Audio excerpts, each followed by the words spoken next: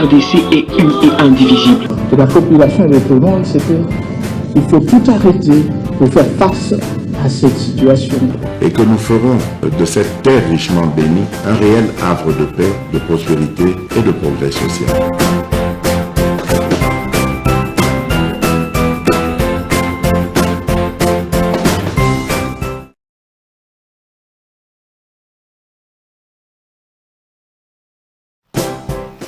Tozole sengo ya koya liboso bitando ike kosolola na bino ndenge to mesani merci na bande konyonso bozali ko partager ba émission na biso bande komosuso bozali ko liker bozali ko pesa biso makasi chaque jour ya toya liboso ya bitando poto beta na bino masolo.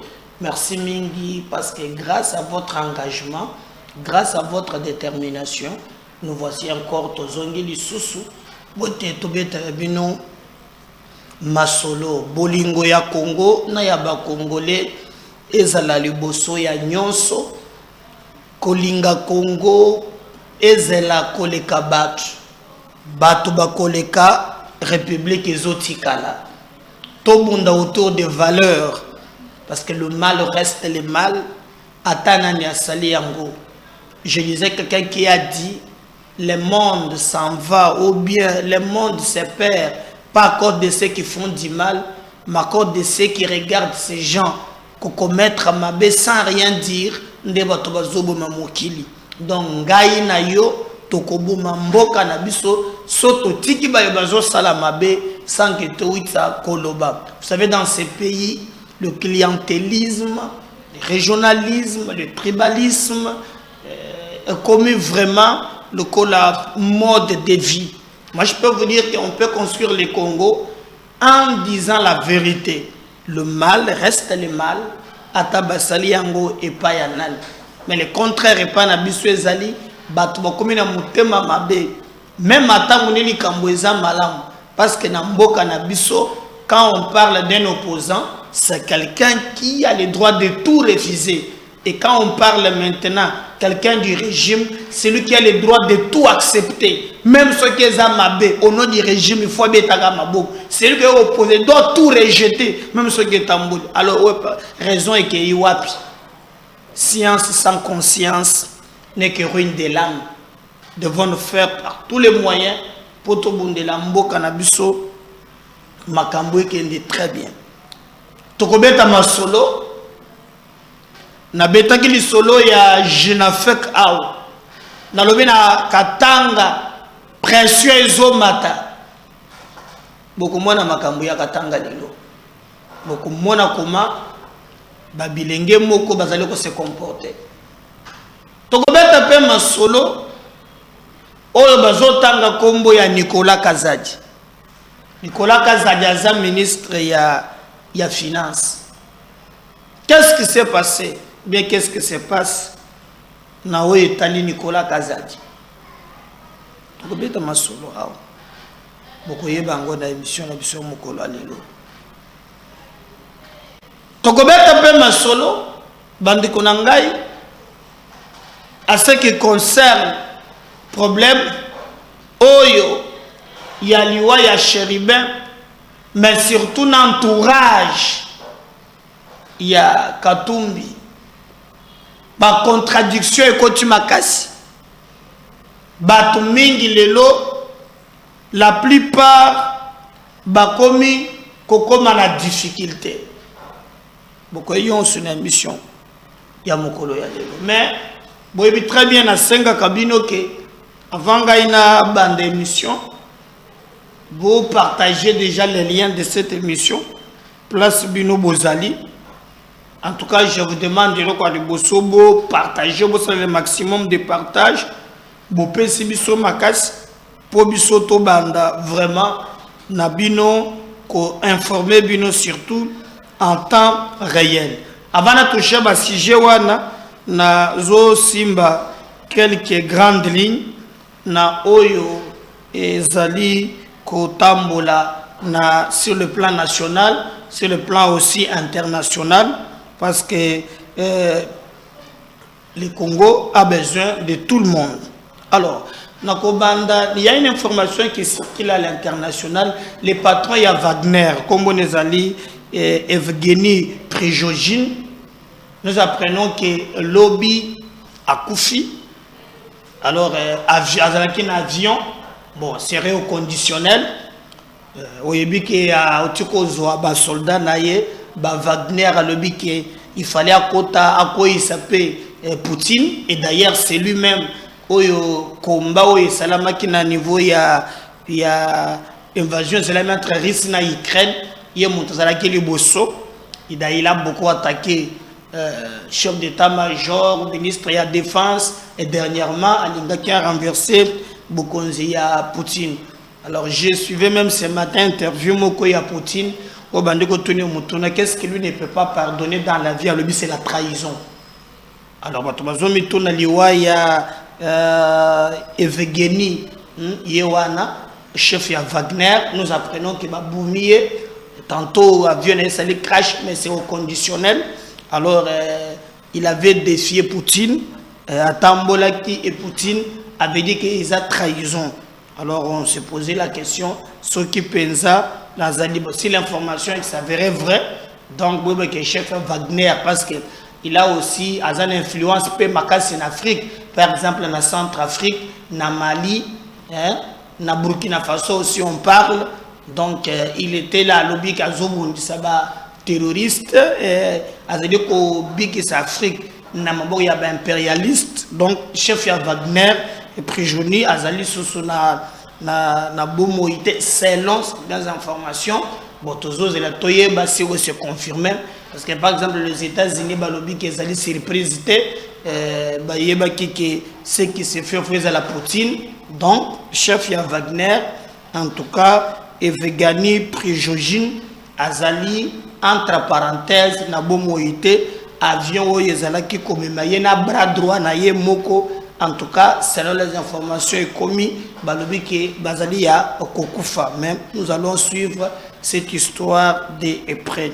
Les conseils de l'apostolat des laïcs du Congo, CALCC, et le mouvement ainsi que les organisations de la société civile appellent le gouvernement à ne plus proroger l'état de siège et dénoncent en même temps le menace de mort contre l'ingénieur Dieudonné Lossa, coordonnateur de la société civile Force de l'Ituri. Ils l'ont fait savoir dans une déclaration rendue publique le 23 août 2023. D'ailleurs, dans une vidéo, je bino bozoyoka makambo bazolo ba ya laïque catholique et en plein moussous. J'ai même suivi Ambongo à lobby, selon lui, en tout cas, nini oyo ndaiwela abimisi ezali ndenge moko na loi Tiani, et la loi Tiani selon Ambongo ezalaki portée par le régime, ce n'était pas quelque chose d'hasard.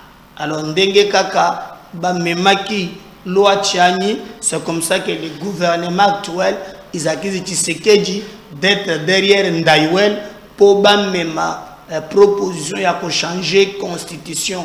Ndaiwel te ezalinde Tshisekedi et ba propos wana ezali tenina prélat catholique Kombo Ambongo qui encore fait de l'activisme.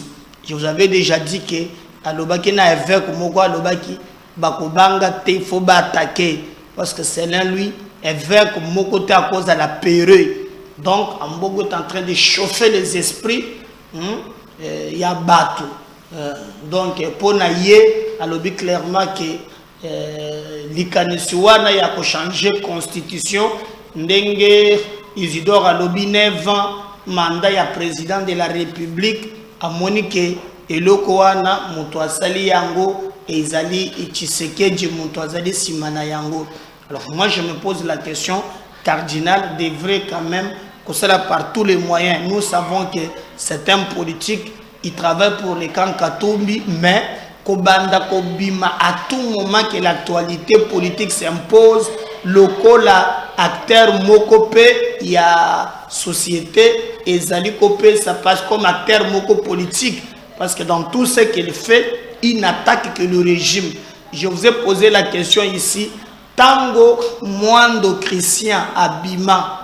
Pour que Katumbi aza candidat le lote bango bakaboli katanga. J'attendais voir namona ata le même réaction à Mbongo Azanango lelo à l'époque. Mais tous ces kende dans le sens que Bakatumbi bazali ko s'opposer nango au commun, il prend la parole comme président d'un parti politique. Et là maintenant, sans que Azala na basoubassement, sans que Azala na ba élément, Azali ko comparer disposition to proposition ou bien réflexion il y a professeur Ndaiwen Isidore, il y a pour réviser la constitution à lobby et aussi dans laboratoire ndenge moko na ya chani pe bimaki. Pour lui batubami tungisate batala gauche droite te bayeba kezali kanisi uti et pas ya Félix Tshisekedi et que ba congolais esengeli ba telemela yango. Alors nangambo mususu abimisi ba laïque catholique hein oye moko azali ko gérer oye moko azo contrôler babima basala ba déclaration boyoki bazo condamner le gouvernement l'ingabo ma société civile gouvernement. Donc lui ne fait que charger le régime. Quand il prend la parole à Tikalate loba avant tango azaka jipe ya ba pesaye azalaki quand même très bien, mais banda zoa dip o ya zoa tout mona vraiment que il n'a pas pu évoluer na ba lolenge ya kokanisa to pe ya komona makam. Et là maintenant c'est de l'opposition en opposition. Moi je vous dis que si lui compare loi Tiani na réflexion ya Isidore Ndaiwen, c'est très grave. Est-ce que proposition ya Tiani ya loi pour na ko verrouiller accès na ba institution ezalaki mabe? Non, parce que yé aza politique te aza musali na nzambe ayebi ke Bible ezoboya ke ba diriger bino na mupaya cardinal ayebi yango. Mais comme il s'agit makamuna bango ya bakop, regardez comment il a eu réflexion Yandaiwel a tout ici yango na ya Tchani et puis il accuse pour dire que non et outina laboratoire ya régime et que ba congolais bazana obligation ya côté le mela yango. Bon, c'est son droit le plus légitime de défendre son candidat qui est Katumbi. Mais moi je vois pas comment à côté ko lier ba événement mibale o salami eza ya part o pe salami eza ya part. Le gouvernement ne s'est jamais prononcé na likambwana, même likambo ya Tchani à plusieurs reprises le président de la République a payé sa position naie dans une émission avec Marius. Alors j'ai pas compris comment Tata Cardinal a yokaki yangote. Pour lui, ce qui l'intéresse, c'est d'accuser le président, d'accuser le gouvernement. Yakoloka toujours. Pourquoi Ambongo fait allusion à loi Tchani?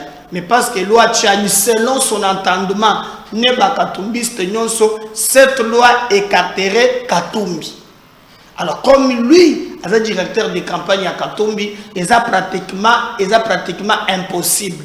Même lorsqu'on a auditionné Salomon, azalaki en contact na ba Rwandais po bango bazwati na Goma ba négociation et ça les ya classe politique comme ça. Dans ce cas là proposition ba ginango ya Tchani ezala pembeni tout ça.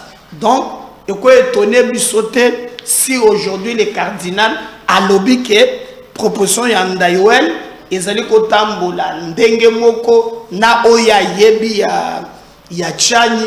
Pour moi, ça ne me surprend pas. Depuis longtemps, azana logique wana yako sala makambo pour défendre quand il y a ba katombiste, c'est lui qui connaît les tenants et les aboutissants. Ayebi quand même quelque chose autour ya makambo wana.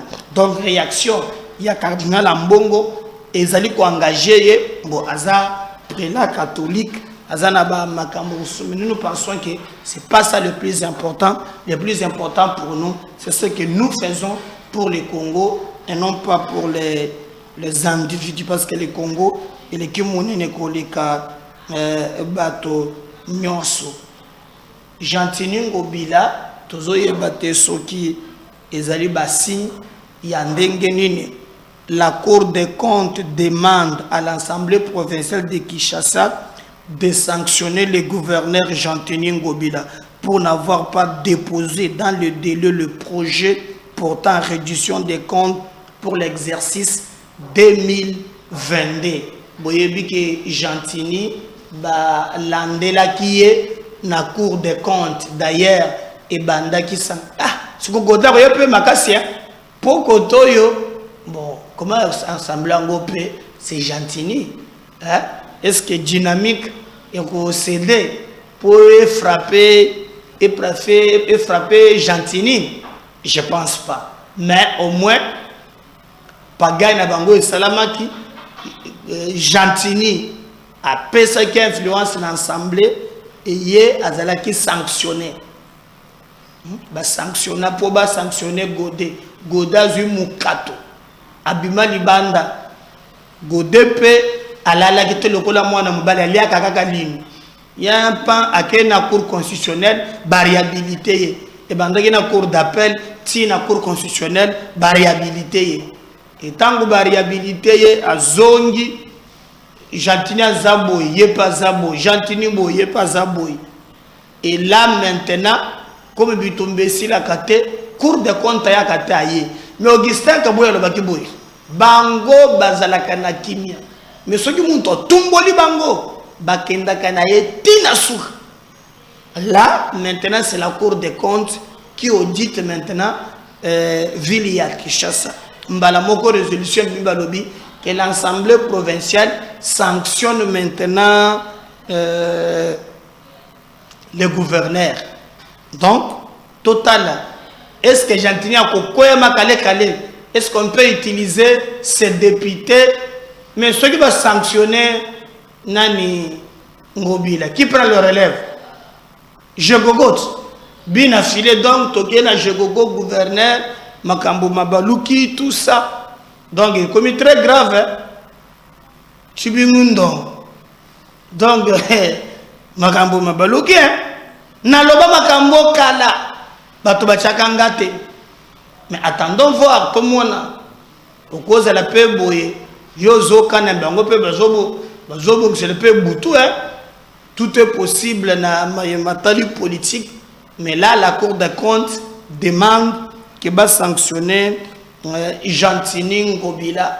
Je ne sais pas, pour la gestion, Bango Balobi Gentini a vraiment déposé dans le délai le projet portant réduction des comptes pour l'exercice 2022. Mais alors, il y a l'Assemblée provinciale à Monakite, il fallait Cour des comptes, Ayaye Bisaye. Bon. Bagambouana, Toko Utala Yango. Alors, nalakisaki bino ke tokobeta lisolo bande konangai na maye mazoleka na niveau ya Katanga nakolakisa bino tenue. Regardez un peu cette tenue. Oh baza banani botalanam ensemble avec moi, regardez, voilà Zulu. Ces images batindelinga yango lobby ozo monawana bazali babilenge ya Jinafek na et puis j'explique na bandeli lisusu ozo mona bango wa balobi ezelaki mbutu na Lubumbashi nazoto na mituna nanga à deux niveaux. Ya liboso ministre provincial et intérieur o ba utiko chaye kana mingi te ministre provincial et intérieur Zoakiti Fanda expliquer ngai. Voilà. Les Zoulous. Waneza babilenge ya Jinafek. Bomone balati ba tenue, balati ba bottes. Bazalaki na affrontement ba baby sele même batu bakota na ville lobby. Siko tango bazola taboy. Pa ya selo. Tango makambo bima aselo apekisa biso tolata bilamba ya ba militaire ngakutu na lata yango mokolo na sala marche ya FARDC après baboya mais babilenge zomono yo bomeka ko comprendre nga bien après liwa ya Kyungu j'avais expliqué une émission moko Kyungu apesaka idéologie lobby pona inafek bazana bakonzi mibalete mokonzi se moko bango bako voter kozala Félix Tshisekedi. Et je me souviens à l'époque tango azalaka na bomoyi Gédéon Kyungu et les autres recrutés pour basser des ordres batia mobulu na Lubumbashi. Kyungu wakumwanza à l'époque il avait dénoncé cela. Alors il faut recruter bana na bisote pour bosser la bassale besogne. Mais aujourd'hui si maya liwa na ye parti e katani ndenge boyebi parti important ya babilengo bazo sala Katumbi a recruté bango et bakomi vraiment instrument na ye ya kocha mubulu na Lubumbashi. Je vous ai dit dans la émission Nangalekaki Nandenga makambo ezoko kende comme makambo ya kotia ba candidature pour la président et poussani et que Katumbi a miyebi kazate il faut préparer moto epela na mboka comment babilenge bakola taboy boye ndenge baza à l'aise bango wana Lubumbashi lobby ezalaki moto il paraît que ceux qui bandeko ya IDPS bayepe ba s'affronter ba komi na difficulté ba kenda ta koteka. Alors ministre provincial ya intérieur ya Lubumbashi otiko kota sika rôle na yo eza nini okoki koyebisa biso eloko nini yo ozali kosala eloko nini yo ozali kosala. Nous regrettons ya komona ke ezali vraiment pasi pasi en tout cas ezali kopesa biso pasi na motema et nous n'accepterons jamais, alors jamais tomona makambo ndenge bato musu bazokosa bato bazokende gauche bato bazokende droite ezali makambo ya pamba pamba to lingi tomona vraiment ndenge bato bako tambwisa makambo batambwisa ngo na solo solo toyeba ke Congo ezali un pays de droit. Monsieur Peter Kazadi, ministre national et intérieur, le vice-premier ministre, gouverner c'est prévoir. Nini bato bazobongisa. Bazobongisa nini? Parce que les informations de notre possession, Mubulo babandi, insécurité bazolinga ba créer, et un objectif c'est moko ko perturber kotia kimia o eza prévu na mboka bolandaki même évêque ya Lubumbashi alobaki na mikolezo ya liboso bango bazomona ke mubulu ekozala makasi makambo ekotambola ndenge elongo bani ekozala likambo ya somo bato bako bomana bato bako simbana bato bako sala boy. Il y a eu des choses oyo penza vraiment bato bazali ko reconnaître. Mais nous disons le plus important c'est pas c'est o bazo yebisa biso mais le plus important pour nous ezali ndenge nini bako tambwisa mboka na biso sur le plan sécuritaire. Donc Jacques Kiabula a une obligation ya koyebisa pe biso babilenge oyo bazali coopérer boy et puis insécurité na moy bana droit ni ya ko perturber circulation même la rivière Lubumbashi pe bango na ba fe kuna bazo sala loi na kombo ni et puis bazo préparer ba action ya makasi. Où est l'autorité de l'État na droit constitutionnel, si le pouvoir public, ce qu'on appelle la monopole à violence. Monopole ou à cette monopole, si yango, on a le pouvoir public. Alors on ne comprend pas comment des individus, bakoki kozala, bazosa la loi, alors que situation sécuritaire est très compliquée. D'ailleurs, vous allez même suivre, si Dondi va chercher un élément là, il y a garde républicaine. Même avant, tout ça, il y a francophonie. Vous, même les commandants de la garde républicaine, à Zolobake, on avait prévu Bassala Mouboulou, Batia des ordres, mais la garde républicaine a anticipé. Hein? Boyete, na Zolinga, Vidore Bokata, Botine de la ministre provinciale intérieure, il y a Lubumbashi. Boyebe c'est Peter Kazad, VPM intérieur. Babilenge Oyo, Bazali ko se comporte comme le hors de la loi. Bazali ko salani, toza na jungle. Donc, hors loi, bakotambola comme si, hein, bandoko bango bazali lié na mauvais côté. Mais c'est quoi ça au juste? Nous voulons des explications.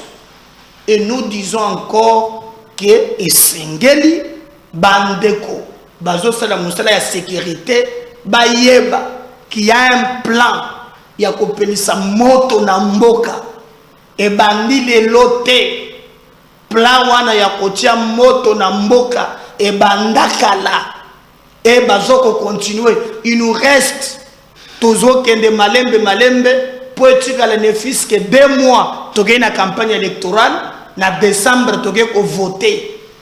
Alors il y a des gens qui s'organisent, Batia Congo na moto. Même la déclaration, ils ont toujours nous. Et c'est la makana Lubumbashi. Batouana pe bazana bilongi na bango yebani na mituna ka toujours mutuna. Quel est le rôle il y a service, il y a renseignement quand ces gens tiennent des propos séparatistes et que botala ka bango bakokipe les sous bazongeli. Donc si bakoma na niveau oyo, ils sont très grave. Et nous pensons que le pouvoir public, situation sécuritaire, complot et zali à l'interne comme à l'extérieur du pays. Ça nous maintenant d'être vigilants. Lorsque Nalanda qui Bandeko y a garde républicaine, commandant Nabango, coupé ça, moi grande ligne de ce que Batoba Bongi Saki, de troubles Oyo Balingaki et comment et Lingaki est là très grave. Mais Dieu merci. Vous allez suivre cet élément. Boyoka comment on a pu éviter le pire. Commandant garde républicaine à Zoloba. On reçoit juste après. Comme Boyebi Yango, au Canabiso RDC. Et à Britaki, ni Lulu Munene, Oyo Babengi na Lokoto, 9e jeu de la francophonie. Ni Luluana, ils allaient regrouper 39 pays membres. Au Cannabis et Sali Manso, pour organiser Ango. To Yambi Bapaya, to héberger Bango, Basali Misala na Bango, Nandenge Bazongi, na Kopanda tout d'abord, pour féliciter Bino, pour féliciter le commandant Abino, pour féliciter garde républicaine, Oyo à Saraki Moussala, pour panda les bandeli, Dina Souka, sans que tu connaître, Bilo Koyama, Péo les Saraki Prési, parce que Toyoka Kiango, Kosoa qui hors de Biso, garde républicaine, Namukolo Oyo, Mokonzi Amboka, le commandant suprême, a présidé le Conseil supérieur à la défense. Na Katia Conseil Wana, Gali Oyo, commandant Nabino, Nazaraki invité. un seul point inscrit à l'ordre du jour. Et Zalaki, sécurisation la jeune de la francophonie. Avec consigne 0 incident. Et si quand effort la vie de Zalaki orienté davantage, c'était la sécurisation du commandant suprême. C'était la sécurisation du président de la République qui n'a pas hésité, lui aussi, de participer à la jeune francophonie Wana. Mais une félicitation spéciale.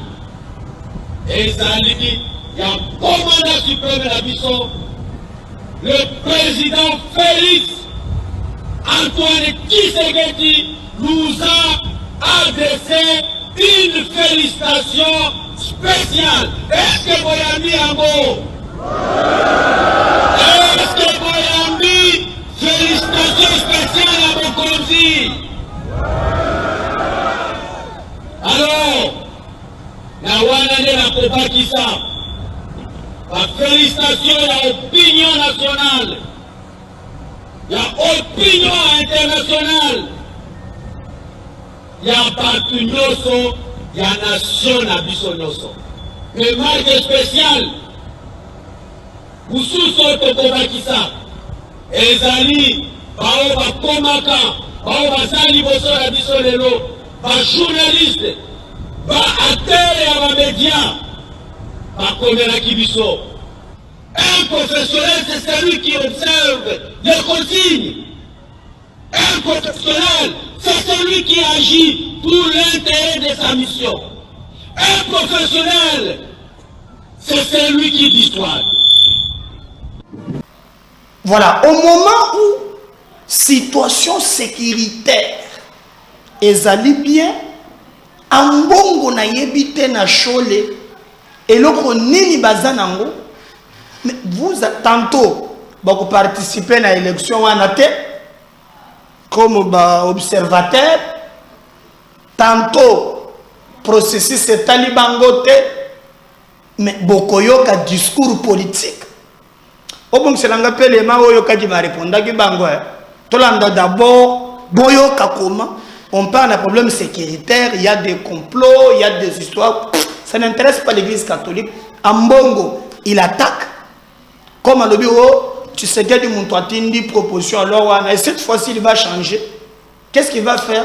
Et là, il va maintenant attaquer le gouvernement, la CENI. Il va même menacer l'article 64.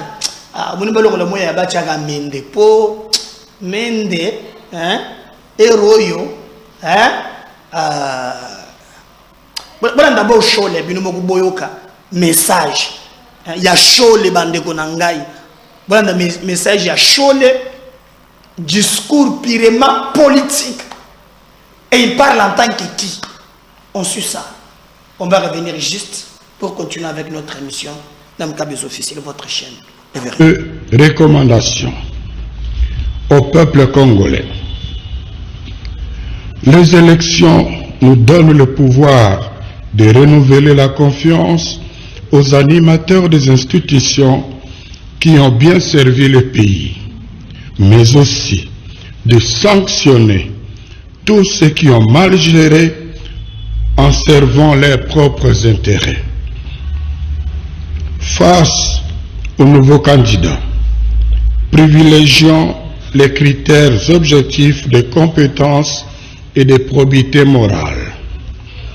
Prenons donc conscience de notre responsabilité en tant que souverain primaire en disant non aux opportunistes qui changent de camp à la recherche des intérêts personnels.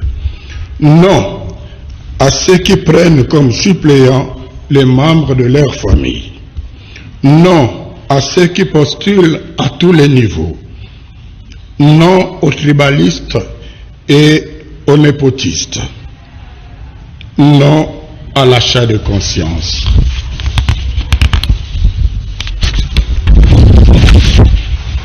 Sachant que l'acte que nous allons poser le jour des scrutins est décisif pour l'avenir de notre pays.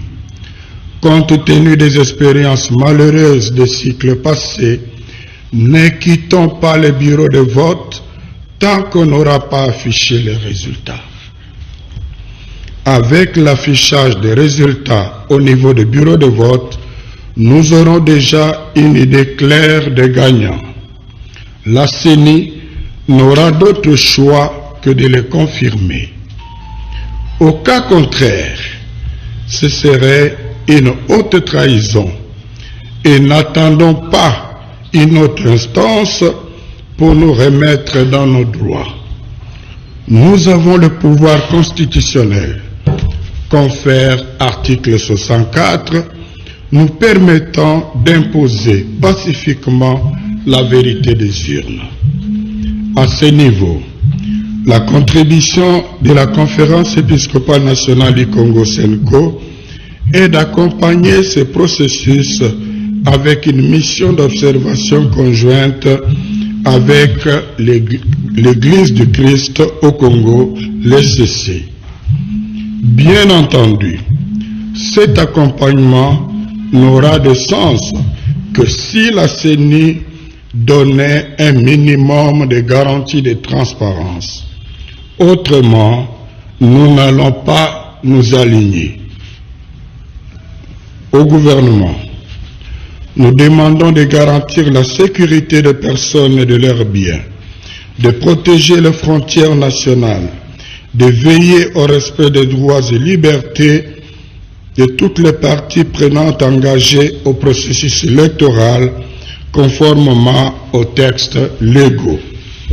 À la CENI, de garantir la transparence des opérations de vote et de dépouillement par le respect des dispositions légales concernant la cartographie des centres et bureaux de vote, l'accréditation des observateurs électoraux, des témoins des partis politiques et des journalistes, la publication des listes électorales définitives, la publication des résultats provisoires des scrutins par bureau de vote.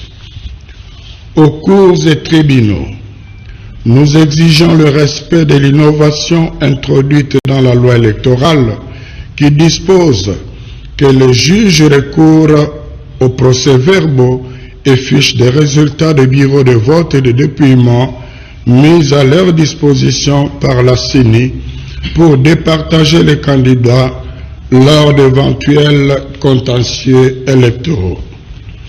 Aux partis et regroupements politiques, il incombe de préparer correctement leurs témoins, de les déployer dans les bureaux de vote et de dépouillement afin de ne pas se présenter aux contentieux électoraux avec des résultats sans soubassement.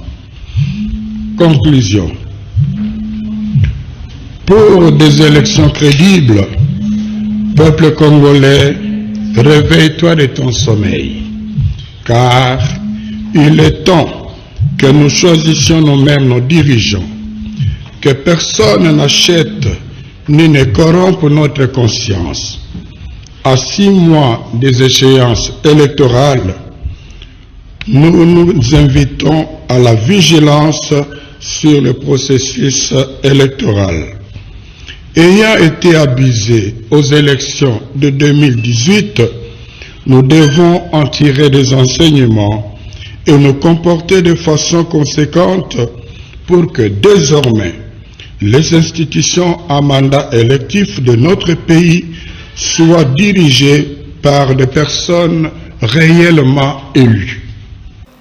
Voilà. Mais, quand je m'appelle, on va se séparer dans l'élément où moi je vais revenir dans la deuxième émission. Tout est un scandale.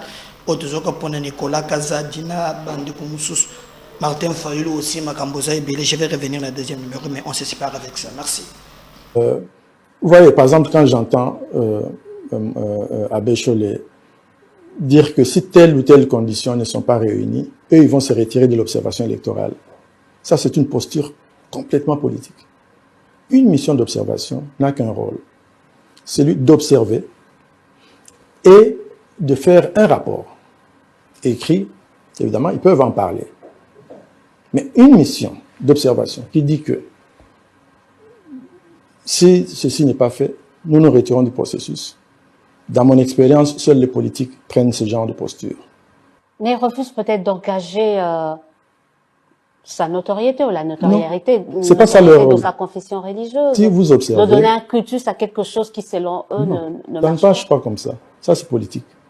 Une mission d'observation est impartiale au départ. Ils doivent constater et écrire sur ça. Ça ressemble un peu trop à l'argument relatif à l'article 64. C'est un peu ça. Moi, je pense que nos confessions religieuses doivent nous aider. Elles doivent nous aider parce que elles ont un rôle, elles ont une place spéciale.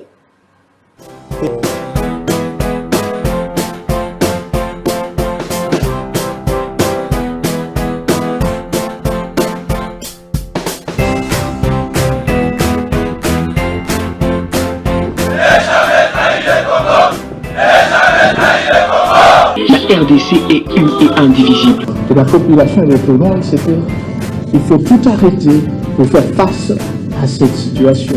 Et que nous ferons de cette terre richement bénie un réel havre de paix, de prospérité et de progrès social.